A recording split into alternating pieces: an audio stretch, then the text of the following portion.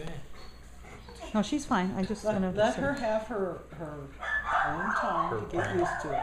It's okay, baby girl. This here is Yentle, and she's a little bit more on the timid side. And these girls are, how old again, 2? 2.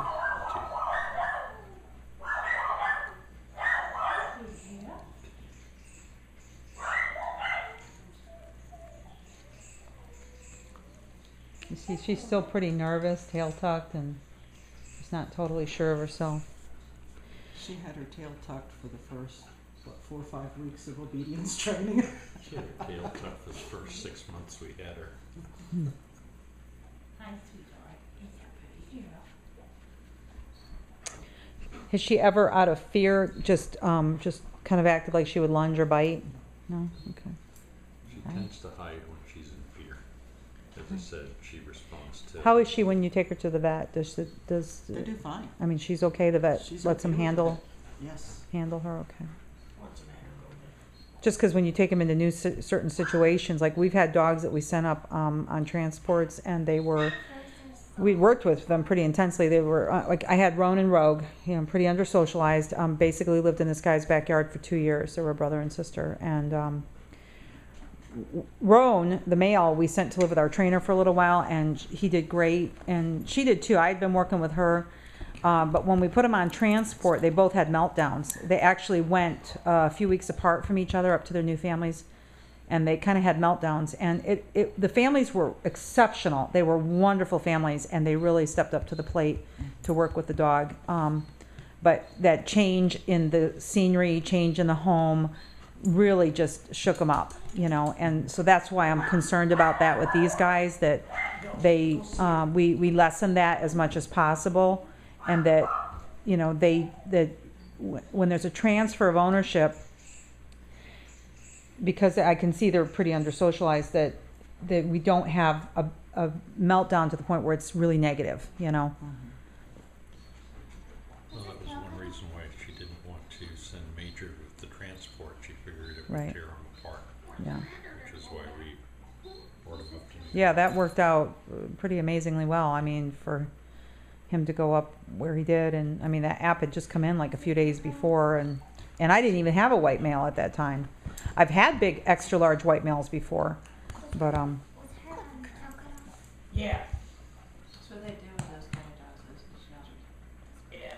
And they're All of them. like 2 days old or something, isn't it? they do what? No idea. It's like when It they're was- 2 days old, they dock their tails. Yeah.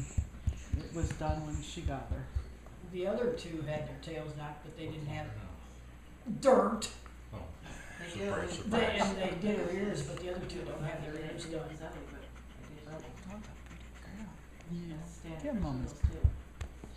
So you just don't feel like you can handle them financially, or? It's the Financial issue. What kind of dog food do you have them on right now? They're on IAMS. Okay, that's right. I large remember breed. reading that in the thing. I look at so many apps and so many owner surrenders, it starts to all run together, and we've had a lot of emails even yesterday. I think I had 8 or 10 emails on people inquiring about dogs, and then I have to reply, and then I'm dealing with all that, and then we got 2 apps in yesterday, 2 or 3 apps. I think actually 3 apps came in yesterday, and I think there was a couple that came in Friday, but some of them are not so good, And I got to kind of weed through some of the stuff. And then one of our previous applicants had emailed me. I had to pull his app up, and so it's just weeding through it all. It gets to be a lot. It's really like a full-time job, and I'm like, it's difficult at times to keep up with it all. Understand. Yentle. If I approach her, if we try to put a leash on Yentle, how would she be with me? Would she be scared and act? She might not come to you easily, but she just needs. They did well with the leashes on, because they understood that it was like training and... The trainer was very, very patient with her, and it was like 4 or 5 weeks before he would even touch her. And she seemed to do better. There was, 10 dogs in the class? Was it somebody in Newport, or Yes. who was the trainer? Stan Taylor. I don't know who that is. He's a retired canine officer from Florida, Mhm. and he did mostly large dogs Mhm. in the class. In fact, Where did he have the class at? at the Armory, Oh, really? Okay. Does he still do them? yes.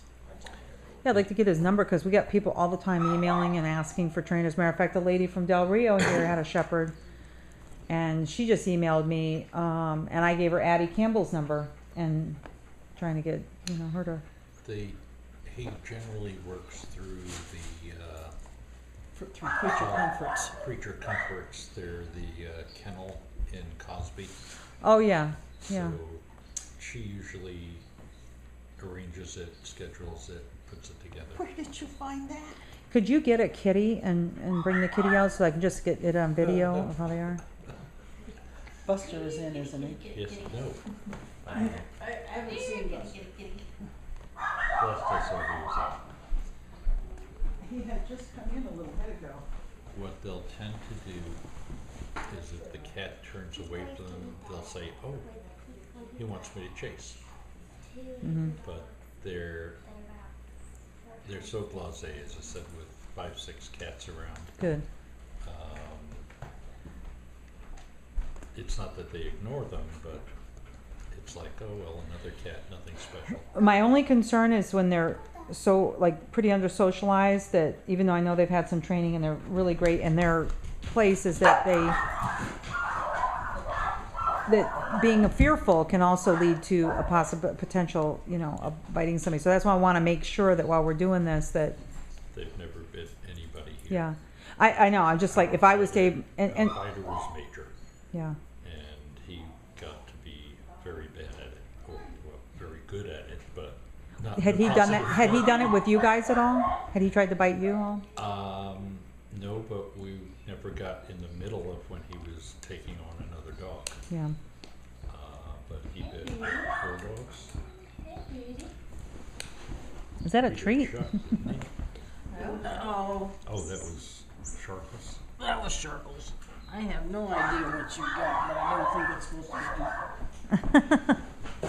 5 cats have disappeared. No, he got my dog twice. Typical cat, they're never here when you need them, for one. He got Wilson. A couple of them JJ. do not come And, out when Cody. there's anybody Well, that's straight how to the mine house. Cody? Oh, yeah, Cody.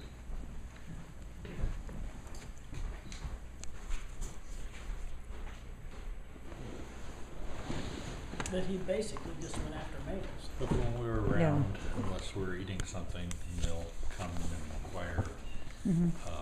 They'll just lie there, chew on a rawhide or what have you. Yentle. She's like, where can I escape to? Come here, honey. Hi.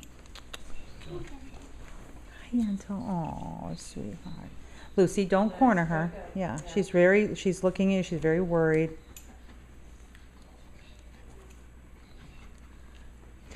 She wouldn't have anything to do with me till she was like a year and a half old. Uh-huh. I mean, they're very gentle girls. I would be a little reluctant to place them in a home with kids, just because it's not, They're so timid, yeah. yeah, they're just so timid and kids can They've be, not been around kids much. yeah. I got it. Okay, watch Golda. I used to, I had a Bouvier when I was young, when I was in my 20s, and she was a blonde Bouvier, and her name was Golda.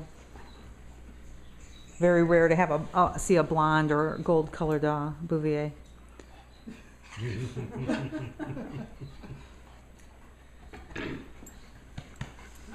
you go, Buster.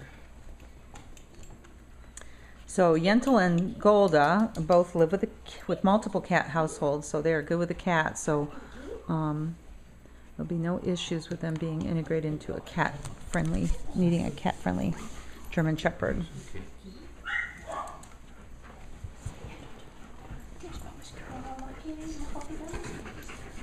It's a pretty girl. Good girl. You down? Down.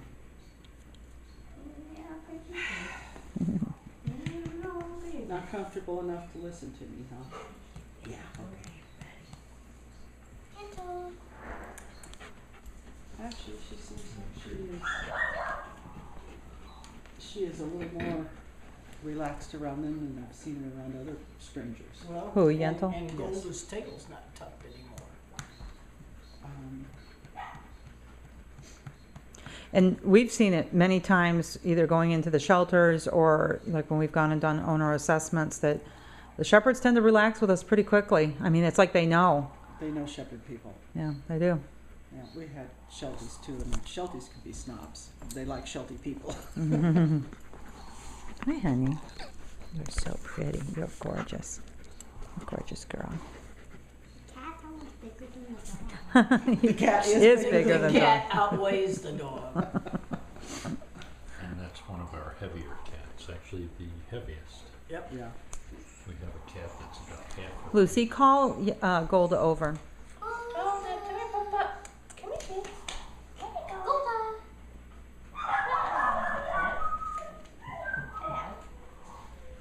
Okay, I'm going this way. There's a girl. Puppy, puppy. Golda. Golda. So I just had to go for a walk. Hi, honey. Hi, pretty. You're so pretty.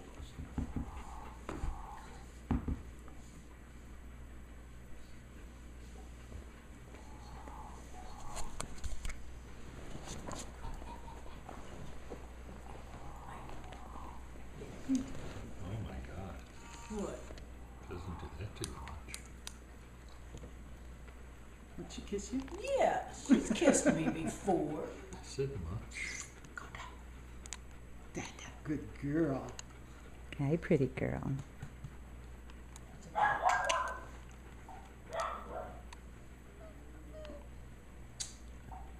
This- I knew you'd do that. You're such a sweetie. Hey, We're Golda. copying her sound.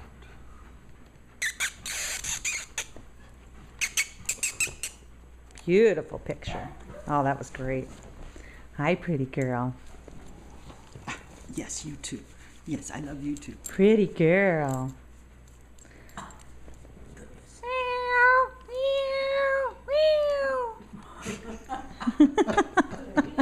You just posed for that picture, didn't you? Ew.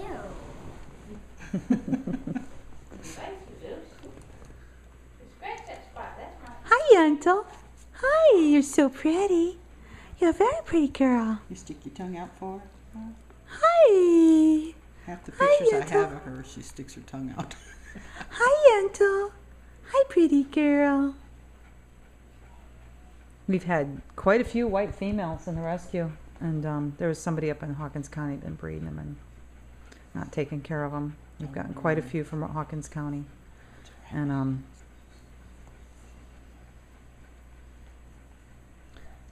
they're sweet girls. They were all really, really nice dogs.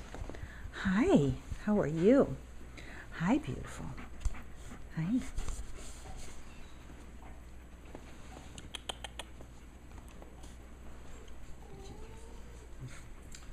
Are they crate trained at all? Did you guys Yes. do big Oh, crates? definitely. Okay. Do they stay in their crates at night like now, or do they? Until probably a week or two ago, that we had always had the crates up for them, but probably in the last 4 or 5 months, they've been out about in the house at night. For a while, it was a question of waking up in the morning and finding something, Yeah, a puddle or a pile. And yeah. they stopped doing that, so we stopped using the crates. But a simple, ready to go night-night? You wanna go night-night? She's like, "Dan, it's too early." Wait a minute. Didn't you realize they You changed the didn't time give last me night? supper. They changed the time last night. Usually, all you have to do is say night-night, and they head to the bathroom where their crates used to be. They're very interested in Lucy. It's I mean it's okay. It's just that they're very interested. Like we've never seen like a little person like this. There was a little boy at the obedience classes, and he was a holy terror. Oh, And was he not dog nice? Like was he kind of? Because he was good with the dogs, but he was constantly on the go. Yeah. He was one of these kids that just Had a lot Couldn't of hold energy still. and didn't want us, do, We have to ask her to amp it up so we can, when we're doing dog testing, because we've got, I don't know, over 200 videos that we've done kid testing with and cat testing, and we have to ask her to amp it up so that we can, you know, be obnoxious, I mean, Lucy. from the cradle, I've taught her to respect dogs Yeah. and be kind to them and everything. So to try and get her to be obnoxious with one is still Mm-hmm. not easy to do. But we know that there's enough of those obnoxious kids out there that we Right.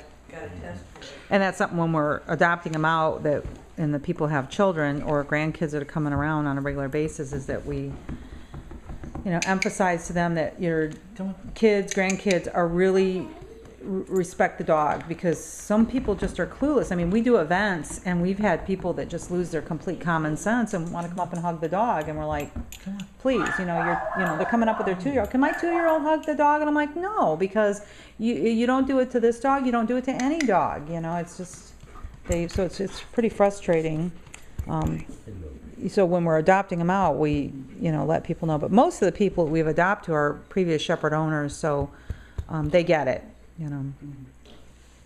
But our main thing is just not setting the dog up for failure and making sure that the people are, you know, being smart about it and have common sense, you know. It's like Halo. I didn't want Halo. They wanted to take him to a dog park. And I said, you know, I don't think you need to take him to a dog park. I think dog parks are the worst place ever to take dogs. Yeah, I mean, You're asking for a dog fight in trouble. so I just, Especially with a German Shepherd. yeah, and I told him, I said, I just think that taking Halo to a dog park would be, you know, not the best thing. Don't set the dog up for failure. He doesn't like other male dogs. I said, he's a fabulous dog, and they had a Bichon Frise, and he's perfectly fine with her. He just doesn't like other male dogs. So I said, why put him in a position where you set him up for failure? And so when I told him that, he says, oh, okay, I'm glad you told me that, because, you know, sometimes you got to hear things so that it, you know, you don't want to have it come to the after fact, and then the dog's now in a position where, you know, the dog has bit somebody, or, you know. why are you blaming me for doing what's natural? Yeah, so. Yeah. It's like the lady said to me yesterday when I took Tegan up to Kingsport. She says, well, in your professional opinion, I'm like, I don't feel like the professional. You know, it's like, we're just, you know, have a passion for these dogs, and you know, a lot of it's just common sense, and you know, we know dog language, but we're not experts, you know. But we've run the gamut of lots of behavior problems and issues Where with did these. Buster go? I don't know. I saw him go into that room. Oh, he's in the kitchen.